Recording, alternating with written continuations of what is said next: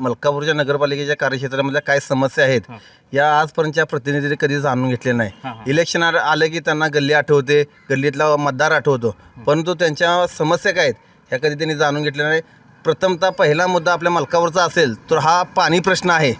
मलकापूरला जे प्रत्येक माणूस 5300 लोकसंख्या असलेलं गाव आहे, प्रत्येक माणूस जे पाणी पितो, गेल्या 5 वर्षापासून मी स्वतः पाठपुरावा केला की पाणी पुरवठा विभागाला की मलकापूरच्या ज्या पाण्या टाक्या पहिल्या उघड्या आहेत त्या उघड्या टाक्या तुम्ही जागा 5 वर्षामध्ये त्यांना पाण्याच्या टाकीला टोपणं लावता आलेलं नाहीत, ज्यामध्ये ते वरून कोणी काय पाण्यामध्ये टाकलं तर आपलं अख्खं गाव विठी धरण्यात येईल।